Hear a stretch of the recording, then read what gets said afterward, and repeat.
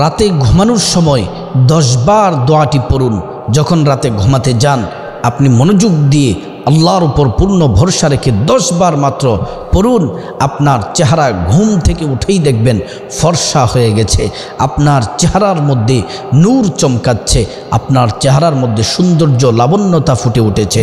আপনি কালো মানুষ, আপনি আমলটি করেন, আপনার চেহারা সৌন্দর্য বৃদ্ধি পাবে। আমার মা বোনেরা তো রূপচর্চা করতে পছন্দ করেন, আপনারা এই আমলটি করতে পারেন। প্রত্যেকের চেহারা যেমন তার থেকে সৌন্দর্য 100% ইনশাআল্লাহ বৃদ্ধি পাবে। প্রিয় দিনদার ইমানদার মুসলিম ভাই ও বোন, কোরআনের আমল কখনো মিস হতে পারে না। আল্লাহর উপর বিশ্বাস রেখে আমলটি করুন, আপনার সৌন্দর্য বাড়বেই। শুধু সৌন্দর্যই বাড়বে না, আল্লাহ পাক আপনাকে বিনা হিসেবে জান্নাত দিবেন, পেরেশানি দূর করে দিবেন, মনের আশাগুলো আল্লাহ পাক পূরণ করে দিবেন।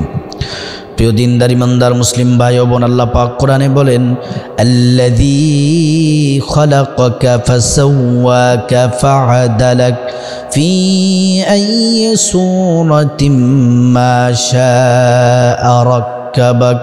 আল্লাহ তাআলা বলেন, আমি আমার বান্দাদেরকে সুষম সুবিন্যস্তভাবে সুসামঞ্জস্যপূর্ণ সুঠাম করে সুন্দর আকৃতিতে আমি আমার বান্দাদেরকে সৃষ্টি করেছি। তারপর আল্লাহ রাব্বুল আলামিন বলেন, ফি আইয়ি সূরাতিন মা শাআ রাক্কাবাক। আল্লাহ সুবহানাহু ওয়া তাআলা বলেন, প্রত্যেকটা নারী পুরুষকে আমি আল্লাহ পাক তাদের চেহারাগুলা নিজে পছন্দ করে ভালোবেসে আমি সৃষ্টি করেছি। সুবহানাল্লাহি ওয়া বিহামদিহি। আপনি আল্লাহর উপর বিশ্বাস রেখে রাতে ঘুমানোর সময় 10 বার পড়ুন, চেহারার সৌন্দর্য আপনার ফুটে উঠবে, লাবণ্যতা সৌন্দর্য বাড়তেই থাকবে ইনশাআল্লাহ। প্রিয় দিনদার ইমানদার মুসলিম ভাই ও বোন, এই দোয়াটি 10 বার পড়লে কেমন করে চেহারা সুন্দর হয়, ঘটনাটি শুনলে অবাক হয়ে যাবেন। একজন আল্লাহর প্রিয় বান্দা, আল্লাহর ওলি, তিনার নাম হলো আল্লামা শিবলি নোমানী রহমাতুল্লাহি আলাইহি। তিনি হজ করতে গেলেন, তিনি হজ করতেছেন, ওনার সামনে একজন যুবক হজ করতেছে। হজের নিয়ম কানুন যখন যুবকগুলো আদায় করে তিনি খেয়াল করলেন, দেখলেন যুবকটি সবসময় দুরূদ শরীফ পড়ে, জিকির করে না, আপনার তালবিয়া পাঠ করে না, শুধুমাত্র দুরূদ শরীফ পড়ে। আল্লামা শিবলি নোমানী রহমাতুল্লাহি আলাইহি যুবকটিকে ডাকলেন, হে যুবক, তুমি প্রত্যেকটা সময় দুরূদ শরীফ পড়ো, কারণ কি? যুবকটি ডেকে ডেকে বলল, গো আল্লাহর ওলি, এই দুরূদ শরীফ পড়ার একটি কারণ আছে। কারণ হলো এই দুরূদ শরীফ পড়ার কারণে আল্লাহ পাক আমার বাবার চেহারাতে নূর দিয়ে দিচ্ছেন, নূরে আমার বাবার চেহারাটা চমকাচ্ছে এবং কঠিন বিপদ থেকে আল্লাহ পাক আমাকে হেফাজত করছেন, সেজন্যে আমি দুরূদ শরীফ পড়ি। হযরতে আল্লামা শিবলি নোমানী রহমাতুল্লাহি আলাইহি বলেন, কি ব্যাপার, কি হয়েছিল, বিস্তারিত বলো তো আমার কাছে। তখন যুবকটি ডেকে ডেকে বলল, গো হুজুর, এখন যে আমাকে দেখছেন আমি একাকী হজ করতেছি, আমার আপনজন কেউ নাই, কিন্তু যখন হজ করতে বের হলাম তখন একাকী না, আমার সাথে আমার বাবা ছিলেন, আমার দেশ থেকে বিশাল একটি কাফেলা আমাদের সাথে রওনা হয়েছিলেন। কিন্তু প্রতিমধ্যে আমার বাবা অসুস্থ হয়ে পড়লেন, প্রচণ্ড অসুস্থ হয়ে পড়লেন। অসুস্থ হওয়ার পরে আমার বাবাকে ধরে একটি বৃক্ষের সাথে হেলান দিয়ে বসালাম এবং সেখানে সবাই আমরা অপেক্ষা করলাম। আমাদের কাছে যা ঔষধ আছে তা সেবন করার চেষ্টা করলাম।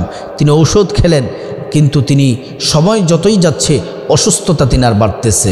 কাফেলার লোকজন ডেকে ডেকে বলল, যুবক, তুমি তোমার বাবাকে নিয়ে এখানে অবস্থান করো, আর তোমার বাবা যদি সুস্থতার অনুভব করে তাহলে তোমার বাবাকে নিয়ে তুমি হজের উদ্দেশ্যে রওনা হও।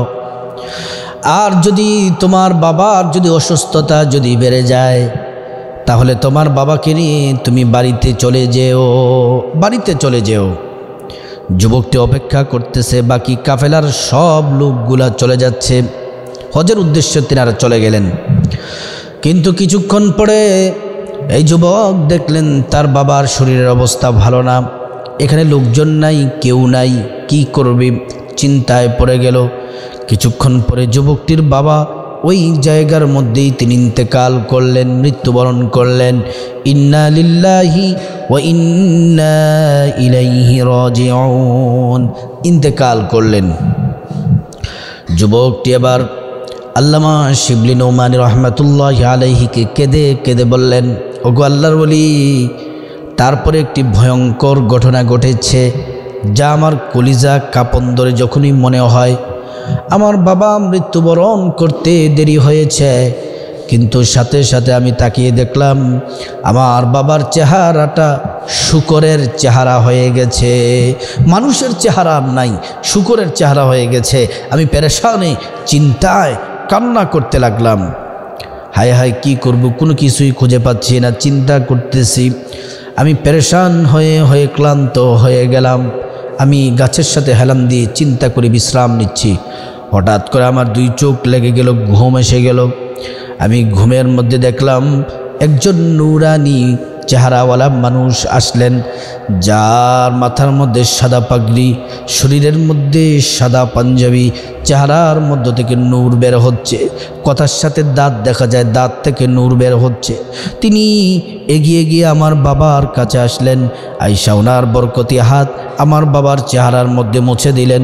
সাথে সাথে দেখলাম আমার বাবার চেহারা শূকরের চেহারা থেকে পরিবর্তন হয়ে আগের চেহারা হয়ে গেল, আমার বাবার নিজস্ব চেহারা হয়ে গেল। শুধু তাই নয়, আগে যেমন সুন্দর ছিলেন তার থেকে এখন শত শত গুণ সৌন্দর্য বৃদ্ধি হয়ে গেল, আর চেহারা থেকে নূর চমকাচ্ছে, নূর বের হচ্ছে। সুবহানাল্লাহি ওয়া বিহামদি। এজন্য আমি সব সময় নবীর প্রতি দুরূদ পড়ি। যুবকটি বলল, আল্লাহর ওলি। আমি জিজ্ঞেস করলাম, লোকটির পরিচয় জানতে চাইলাম, কে গো আপনি, কি আপনার পরিচয়? তিনি বললেন, আমি হচ্ছি আখিরি নবী, সর্বশেষ নবী, সর্বশ্রেষ্ঠ নবী মুহাম্মাদুর রাসূলুল্লাহ সাল্লাল্লাহু আলাইহি ওয়াসাল্লাম। তখন আমি তারপর থেকে বেশি বেশি রাসূল করিম সাল্লাল্লাহু আলাইহি ওয়াসাল্লামের প্রতি দুরূদ পড়ি। এজন্য প্রিয় দিনদার ইমানদার মুসলিম ভাই ও বোন, সম্মানিত মহিলা মা বোন, মুসলিম ভাইয়েরা, রাতের বেলা ঘুমানোর সময় আপনারা 10 বার দুরূদ শরীফ পড়ে, দোয়াটি কি 10 বার দুরূদ পড়ে ঘুমাবেন। 3টি দুরূদের যে কোনো একটি দুরূদ 10 বার পড়বেন। আমি 3টি দুরূদ কি বলে দিব, আগে ফজিলতগুলো আপনাদেরকে 3-4টি ফজিলত শুনিয়ে তারপর আপনাদেরকে বলে দিব। কিন্তু এই রাতের বেলা ঘুমানোর আগে কষ্ট করে অজু করবেন। অজু করলেও চেহারা সৌন্দর্যতা বাড়ে। সুবহানাল্লাহি ওয়া বিহামদি। আপনি যদি অজু করেন, আল্লাহর পক্ষ থেকে 2টি মহা পুরস্কার পেয়ে যাবেন। 1 নাম্বার পুরস্কার হলো অজুর পানির সাথে আপনার জীবনের গুনাহগুলা ঝরে ঝরে পড়ে যাবে। সুবহানাল্লাহি ওয়া বিহামদি। 2য় নাম্বার পুরস্কার হলো অজু যদি আপনি সুন্দর করে করেন, আল্লাহ সুবহানাহু তাআলা হাসরের ময়দানে আপনার অজুর অঙ্গ প্রত্যঙ্গগুলার মধ্যে নূর দিয়ে দিবেন, নূরে চমকাতে থাকবে। প্রিয় নবী হাসরের ময়দানে আপনাকে দেখেই চিনে ফেলবেন, আল্লাহ তাআলার কাছে নিয়ে যাবেন, শাফায়াত করবেন।